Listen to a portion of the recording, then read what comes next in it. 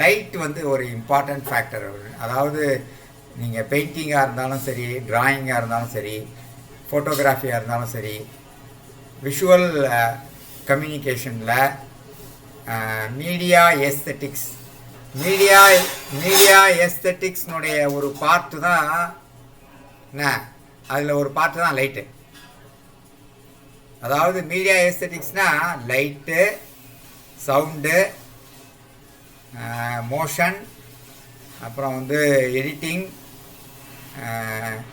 அது ரிலேட்டடான மீடியா ரிலேட்டடான எல்லா விஷயமும் அதில் வரும். ஊடக அழகியல். அப்போ ஊடக அழகியலில் ஒரு பகுதி தான் லைட்டுங்கிறது ஒரு இம்பார்ட்டண்ட் எலிமெண்ட். ஸோ லைட்டை நீங்கள் வந்து ஆழமாக நீங்கள் புரிஞ்சிக்கணும். லைட்டை புரிஞ்சிக்கல அப்படின்னா நம்ம பார்க்குற இமேஜினுடைய விஷுவல் ஆஸ்பெக்டு நமக்கு கரெக்டாக ரிசீவ் ஆகலைன்னு அர்த்தம்.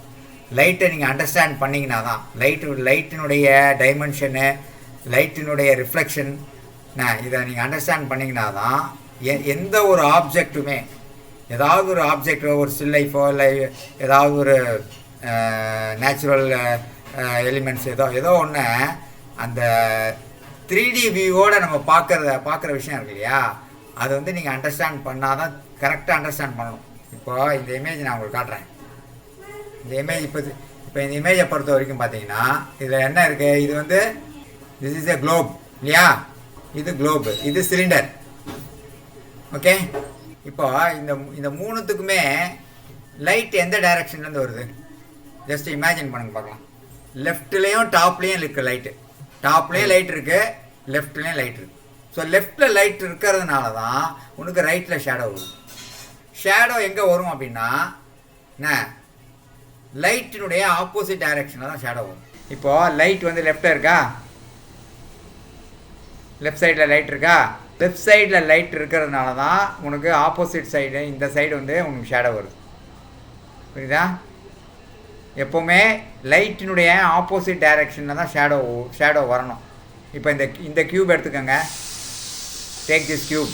இப்போ ரைட்டில் இந்த சைடு லெஃப்டில் லைட் இருக்குது, ஷேடோ இந்த பக்கம் வருது. புரியுதாம்மா? ஷேடோ டைரக்ஷன் உங்களுக்கு ஏற்கனவே தெரியுமா எப்படி வரும் அப்படின்ட்டு, எப்படி ஷேடோ கேஸ்ட் ஆகும் அப்படின்ட்டு. இப்போ நான் சொல்கிற மெத்தட் படி தான் ஒரு சயின்டிஃபிக்காக பார்த்தீங்கன்னா ஷேடோங்கிறது லைட்டினுடைய ஆப்போசிட் சைடில் கேஸ்ட் ஆகும். இப்போ இந்த குளோபினுடைய லைட்டு உங்களுக்கு வந்து என்ன, இந்த சைடு லெஃப்ட்லேருந்து லைட் வரதுனால இந்த சைடில் உங்களுக்கு ஷேடோ வரும். புரிஞ்சுதா? பேக் ஆஃப் த லைட், அதாவது ஆப்போசிட் சைடுன்னு சொல்கிறேன், ரெண்டும் ஒன்று தான். இந்த குளோபில் இந்த க்யூப் இருக்கு இல்லையா, க்யூப்பில் வந்து எத்தனை டோன் இருக்குது சொல்லுங்கள் பார்க்கலாம். இந்த க்யூப்பில் tone, just is tell me the tonal values.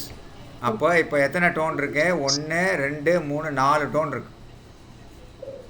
இந்த க்யூப்பை பொறுத்த வரைக்கும் 4 டோன் இருக்குது. இந்த சிலிண்டரை பொறுத்த வரைக்கும் எத்தனை டோன் இருக்குது?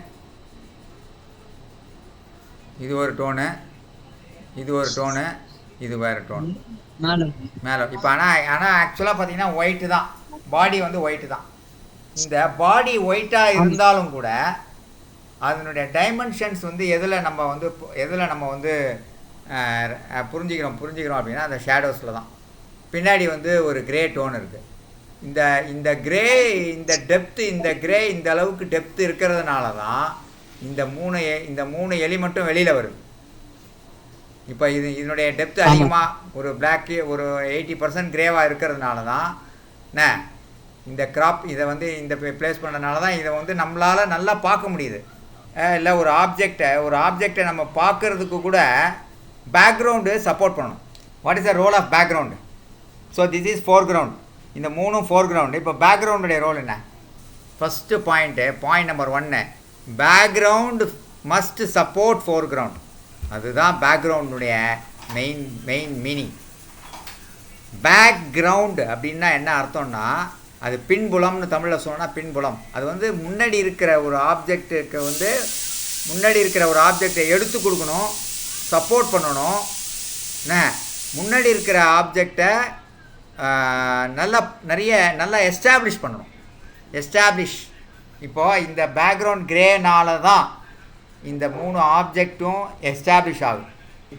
இதில் நான் இப்போ இன்னும் ஒரு சில பாயிண்ட் வரேன். இப்போ இந்த கீழே இருக்கிறது வந்து பிளேன்னு சொல்லலாம். இது வாட் இஸ் திஸ் ஆக்சுவலி?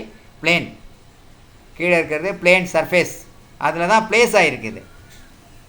அப்போது இதுக்கு வந்து ஒரு டிஸ்டன்ஸ் இருக்கா? இந்த ஆப்ஜெக்ட் மூணு ஆப்ஜெக்ட்டும் பிளேஸ் ஆகிருக்கிற இடத்துல ஒரு டிஸ்டன்ஸ் நமக்கு ஃபீல் ஆகுதா உங்களுக்கு? இப்போ இந்த ஃப்ரேம் இங்கேருந்து பால் எவ்வளோ தூரத்தில் இருக்குது, அதாவது இந்த குளோபு, அதுக்கப்புறம் சிலிண்டர் எங்கே இருக்குது, சிலிண்டருடைய பிளேஸ்மெண்ட் பாருங்கள். அந்த பேஸ் வேறு. இது வந்து குளோபுடைய பிளேஸ்மெண்ட்டு. இது ஃப்ரண்ட்டில் இருக்குது என்ன. அதுக்கப்புறம் இவ்வளோ தூரம் உள்ளே போகணும் நீங்கள். அதுக்கப்புறம் இங்கே தான் வந்து சிலிண்டர் இருக்குது. அப்புறம் இங்கே தள்ளி தான் வந்து குளோபு க்யூப் இருக்குது. ஸோ இந்த ஃபீலை நீங்கள் கரெக்டாக ஃபீல் பண்ணுறீங்களா அப்படிங்கிறது தான். இப்போ ஒரு ட்ராயிங் பண்ணிங்க. இது வந்து ஆக்சுவலாக ஒரு ஸ்டில் லைஃப். இது ஆக்சுவலாக ட்ராயிங் கிடையாது, ஒரு ஸ்டில் லைஃபு. இப்போ இது வந்து இதை ட்ரா பண்ணிங்கன்னா, இதை நீங்கள் ஒர்க் பண்ண போகிறீங்க. இப்போ நீங்கள் ஒர்க் பண்ண போகிறீங்க. இதை ஒர்க் பண்ணுறீங்கன்னா இந்த ஃபீல் நீங்கள் கொடுக்கணும். எந்த ஃபீல் கொடுக்கணும்? இந்த டிஸ்டன்ஸ். நான் கர்சர் மூவ் பண்ணுறேன், தெரியுதா? இந்த டிஸ்டன்ஸை நீங்கள் உங்களுடைய ட்ராயிங்கில் கொண்டு வரணும். அது முடியுமா? அப்புறம் இங்கே இருக்கிற இந்த சைடு டிஸ்டன்ஸ் ஃபீல் ஆன பாரு. இங்கே இது பின்னாடி இந்த பேக்ரவுண்டு பின்னாடி போகணும். அதுதான் நான் சொல்கிற விஷயம். பேக்ரவுண்டை பின்னாடி கொண்டு போகணும். நீங்கள் பேக்ரவுண்டு முன்னாடி வரக்கூடாது. பேக்ரவுண்டை because background you should be in the back, not in the front. That's why it is called background. அது வந்து பின்னாடி போகணும். அது முன்னாடி வந்துச்சுன்னா என்ன ஆகும்? பேக்ரவுண்டு முன்னாடி வந்துச்சுன்னா என்ன ஆகும்? ஃபோர்க்ரவுண்டே அவுட் ஆகிடும். இப்போ இது நான் வந்து வேறு படம் உங்களுக்கு ரெஃபரன்ஸ் காமிக்கிறேன். இப்போ இது வந்து ஒயிட் பாடி இல்லையா? சப்போஸ் இதெல்லாம் க்ரேவாக வைக்கிறீங்க. இந்த பால், இது சிலிண்டர்லாம் க்ரேவாக இருக்குன்னா அப்போ பேக்ரவுண்ட் வந்து இந்த மாதிரி ஏதாவது ஒரு 10% தான் இருக்கும். இப்போ ஒரு போர்ட்ரேட்டே பண்ணுறீங்க. ஒரு போர்ட்ரேட் நல்ல டெப்த் வச்சு கலரில் பென்சிலில் ஒர்க் பண்ணிங்கன்னா பேக்ரவுண்ட் வந்து ஒரு 5% 10% கிரே டோனாக இருக்கலாம். ஒரு பென்சிலை நல்லா போர்ட்ரேட் பண்ணியிருக்கீங்க அப்படின்னா பேக்ரவுண்ட் வந்து ஒரு 5 to 10% வந்து இதுவாக இருக்கலாம். ஷேடோ லைட்டாக வைக்கலாம், அவ்வளோதான். இந்த லைட்டிங்கில் டிஃப்ரெண்ட் லைட்டிங் படிச்சிருக்கீங்களா நீங்கள்? இந்த cameo lighting, Rembrandt lighting is a painting of Rembrandt. Rembrandt is a Dutch painter. அது நல்லா புரிஞ்சுக்கணும் நீங்கள். என்ன அவருடைய பீரியட்ல என்ன பண்ணாருன்னா, பெயிண்டிங் பண்ணும்போது லைட்டிங்குக்கு ரொம்ப இம்பார்ட்டன்ஸ் கொடுத்தாரு. அப்போ என்ன பண்ணியிருக்காரு அப்படின்னா, இந்த ஏரியாவுக்கு பாருங்கள், இந்த இடத்துல இந்த இடத்த மட்டுமே ஒர்க் பண்ணியிருக்காரு பாருங்கள். இங்கெல்லாம் வந்து ஷேடோ வச்சுட்டாரு இங்கெல்லாம். என்ன அப்போது அந்த எதை ஃபோக்கஸ் பண்ணணும்னு அவர் நினைச்சாரோ இந்த இடம் மட்டும் தான் ஃபோக்கஸ் பண்ணணும்னு நினைக்கிறாரு. மற்ற இடத்த மூடிட்டார் அவர். இப்போ இதை தான் நம்ம என்ன பண்ணுறோம்னா, இந்த மாதிரி ஒரு செட் பண்ணி நம்ம லைட் பண்ணோம்னா இது ரெம்பிராண்ட் லைட்டிங் நம்ம சொல்கிறோம். இப்போ நம்ம ஸ்டுடியோவில் இந்த மாதிரி ஒரு செட்டிங் போட்டோன்னு வச்சுக்கேன். இப்போ மணிரத்னா படத்துலையோ இல்லை ஏதாவது ஒரு கேமராமேனோ இதை பண்ணுறாங்கன்னு வச்சுக்கேன், அதை தான் ரெம்பிராண்ட் லைட்டிங் நம்ம சொல்கிறோம். இப்போ நீங்கள் ஸ்டுடியோவில் செட் பண்ணிங்கன்னா ரெம்பிராண்ட் லைட்டிங். எக்யூப்மெண்ட்ஸ்லாம் வச்சுக்கிட்டு இதெல்லாம் வச்சுக்கிட்டு, அதாவது என்ன சொல்கிறது, ஃபில்டர்லாம் பேடெல்லாம் வச்சு லைட்டை கட் பண்ணி டைரெக்ஷனை லைட்டு ஒரு பக்கமாக மட்டும் லைட்டை வச்சுட்டு மற்ற இடத்துலாம் வந்து லைட்டை க்ளோஸ் பண்ணுறீங்க. இங்கெல்லாம் வந்து இப்போ இதை வந்து செட் பண்ணணுன்னா, ஸ்டுடியோவில் செட் பண்ணணுன்னா எவ்வளோ ஒர்க் பண்ணணும் தெரியுமா? கண்டிப்பாக ஒர்க் பண்ணணும். அப்போது டெக்னாலஜியே இல்லாதப்போ ரெம்பிராண்ட் எப்படி திங்க் பண்ணியிருக்காரு பாருங்கள். புரியுதா? அன்னைக்கு அவர் பண்ணதை தான் இன்றைக்கி நம்ம படிக்கிறோம். பாருங்கள், அவருடைய போர்ட்ரேட் ஒன்று காமிக்கிறேன். இது அவருடைய போர்ட்ரேட்டு. அவர் இந்த ஸ்கின்னை மட்டுமே என்ன லைட் டோனலாக இருக்கிற ஏரியாவை மட்டுமே இம்பார்ட்டன்ஸ் கொடுத்து ஒர்க் பண்ணியிருக்காரு, தெரியுதா? இந்த இடத்துக்கு மட்டும் லைட்டு தனியாக வச்சுருக்காரு, தெரியுதா? கேப்பெல்லாம் க்ளோஸ் பண்ணிட்டாரு. என்ன கோட்டையும் டல் பண்ணிட்டாரு, பேக்ரவுண்டையும் டல் பண்ணிட்டார். இப்போ இந்த பெயிண்டிங்கை பொறுத்தவரை பேக்ரவுண்டுடைய ரோல் என்ன? இந்த இடத்தெல்லாம் என்ன, இந்த இடம் வெளியில் வர்றதுக்கு சப்போர்ட்டிவாக பேக்ரவுண்ட் இருக்கணும். புரிஞ்சுதா? இப்போ இந்த பெயிண்டிங்கில் பாருங்கள், இந்த பெயிண்டிங் பாருங்கள், பால் ரூபன் ஒரு ஆர்டிஸ்ட் பண்ணது எப்படி இருப்பார். இந்த இடத்துக்கு இந்த பீரியடில், அதாவது இது ஆக்சுவலாக ஹிஸ்ட்ரியில் பார்த்தீங்கன்னா பரோக் பீரியட்னு சொல்கிறாங்க. ஹிஸ்ட்ரியில் வந்து இது பரோக் பீரியட்னு சொல்கிறோம். இந்த பீரியடில் லைட்டிங்கை வச்சு நிறைய ப்ளே பண்ணாங்க. அதுதான் உங்களுக்கு வந்து இந்த அளவுக்குலாம் வந்து ஆர்டிஸ்ட் அந்த அளவுக்கு ஒர்க் பண்ணியிருக்காங்க எல்லாம். இப்போ இதெல்லாம் தான் நம்ம வந்து டெக்னாலஜியை வச்சு நம்ம வந்து இப்போ என்ன பண்ணிகிட்ருக்கோன்னா, இப்போ நம்ம படிக்கிறோம் நிறைய. புரியுதா? அதாவது இப்போ ரெம்பரான் லைட்டிங்னா என்னன்னு தெரிஞ்சுதா? Do you understand what is Rembrandt lighting? அதாவது ஷேடோவும் இருக்கணும், லைட்டும் இருக்கணும். அதை வந்து இன்னொன்று சொல்லணும்னா ஷியாரோ ஸ்கியூரோன்னு சொல்லுவாங்க. ஷியாரோ ஸ்கியூரோ அப்படின்னா லைட் அண்ட் ஷேட் அப்படின்னு அர்த்தம். இப்போ இதுதான், அதாவது கான்ட்ராஸ்டாக இருக்கணும். ரெம்பரான் லைட்டிங்னா கான்ட்ராஸ்ட் இருக்கணும். there should be depth as well as light. So இந்த கான்செப்ட் படி தான் இப்போ நான் இந்த கான்செப்ட் படி தான் உங்களுக்கு நான் இதை சொல்கிறேன். இப்போ நீங்கள் என்ன பண்ணுறீங்கன்னா, இன்றைக்கி இது ஒரு எக்ஸசைஸாக நான் தரேன். நான் இதை வந்து பென்சிலில் இப்போ நான் வந்து உங்களுக்கு ட்ராயிங் பேசிக்லேருந்து லைட்டிங் வரைக்கும் நான் அப்படியே வந்து உங்களை வந்து அந்த விஷுவல் ஆர்ட்டை வந்து எப்படி பார்க்கணும், எப்படி ஒர்க் பண்ணணும், இந்த கிளாஸ் எடுக்கிறதுடைய நோக்கம் என்னென்னா ட்ராயிங் பெயிண்டிங் லேர்ன் பண்ணணும். என்ன அப்புறம் வந்து லைட்டிங் பற்றி ஃபுல்லாக அண்டர்ஸ்டாண்டிங் பண்ணணும் அப்படிங்கிற ஒரு அப்ஜெக்டிவோடு தான் நான் இதை எடுக்கிறேன். இப்போது அதே மாதிரி டிசைன்னா என்ன அப்படிங்கிற ஒரு முழுமையான அண்டர்ஸ்டாண்டிங். டிசைன்னா என்ன, ட்ராயிங்னா என்ன, லைட்டிங்னா என்ன, எப்படி வந்து மீடியாவில் ஒர்க் பண்ணணும் அப்படிங்கிற ஒரு பேசிக் ஃபார்மேஷன் உங்கள் எல்லாருக்கும் வரணுங்கிறதுனால தான் நான் இதை நான் ஸ்டார்ட் பண்ணுறேன். You should understand drawing skill. கொஞ்சம் ட்ராயிங் ஸ்கில்லை இம்ப்ரூவ் பண்ணிக்கலாம், டிசைன் நாலேஜ் இம்ப்ரூவ் பண்ணிக்கலாம். மீடியாவில் லைட்டிங்னா என்ன,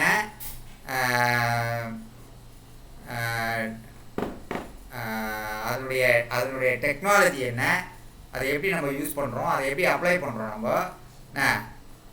ஏன்னா இதுதான் வந்து நீங்கள் சினிமாட்டோகிராஃபிக்கும் சரி ஃபோட்டோகிராஃபிக்கும் சரி பேசிக் கான்செப்ட் வந்து லைட் வந்து ரொம்ப இம்பார்ட்டன்ட். இந்த லைட் வந்து நீங்கள் நல்ல புரிதல் உங்களுக்கு இருந்ததுனா தான் நிறைய விஷயங்கள் நல்லா பண்ணலாம். ஒரு டிசைன் நல்லா பண்ணலாம், ஒரு நல்ல டிசைன் பண்ணலாம், ஒரு நல்ல பெயிண்டிங் பண்ணலாம், ஒரு நல்ல ஃபோட்டோகிராஃப் எடுக்கலாம், ஒரு நல்ல ப்ரொஃபஷ்னல் ஃபோட்டோ எடுக்கலாம்.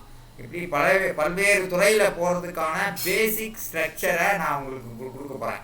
இப்போ நீங்கள் என்ன பண்ணுறீங்க அப்படின்னா, இன்றைக்கி ஸ்டார்ட் பண்ணுறேங்க.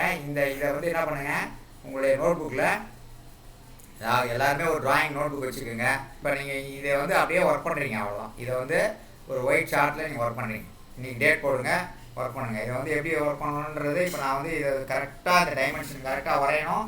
இதில் இருக்கிற டோன்ஸை கரெக்டாக நீங்கள் காட்டணும். அதுதான் மெயின் பாயிண்ட்.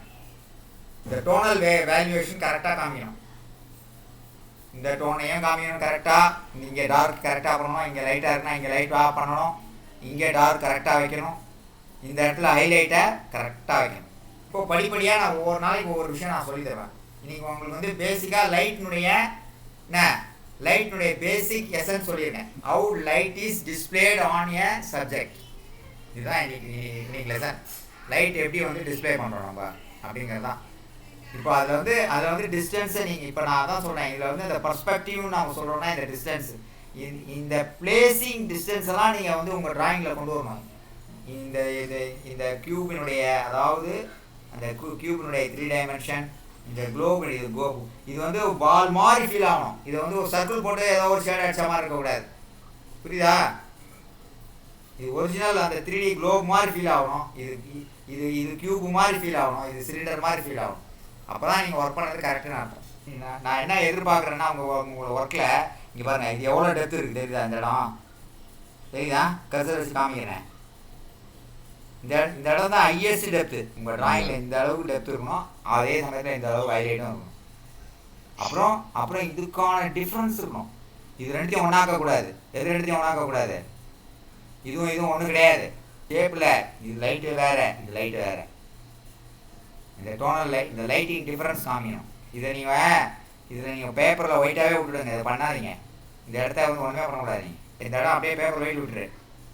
இந்த இடம் கூட பேப்பர் ஒயிட் விட்டுரு. மேக்ஸிமம் கொஞ்சம் தான் இங்கே கொஞ்சம் ஷேட் பண்ணு. இதெல்லாம் பேப்பர் ஒயிட் விடக்கூடாது, டல் பண்ணும். இங்கே பேப்பர் ஒயிட் விட வேண்டியது ஏரியா மட்டும் நான் சொல்கிறேன். இதில் பாதி வந்து பேப்பர் ஒயிட் விட்டுடலாம். இது வரைக்கும் பேப்பர் ஒயிட் விட்டுடலாம். அப்புறம் இது ஃபுல்லாக பேப்பர் ஒயிட் விட்டுடலாம். இதெல்லாம் லேஸாக டோன் வைக்கணும். அதுதான் பேசிக் சிம்பிள் எக்ஸசைஸ். ஆனால் இதை கரெக்டாக லைட்டிங்கை நீங்கள் ரெக்கார்ட் பண்ணணும். இது வந்து ட்ராயிங்கில் பெரிய விஷயம் கிடையாது. கியூப் நீங்கள் ஈஸியாக போட்டுடலாம். கியூபு கரெக்டாக சிலிண்டர்லாம் போட்டுருவீங்க. ஆனால் லைட்டை எந்த அளவுக்கு நீங்கள் புரிஞ்சுக்கிட்டீங்கன்றதை உங்கள் ஒர்க்கை பொறுத்து தான் தெரியும். Thank you for all.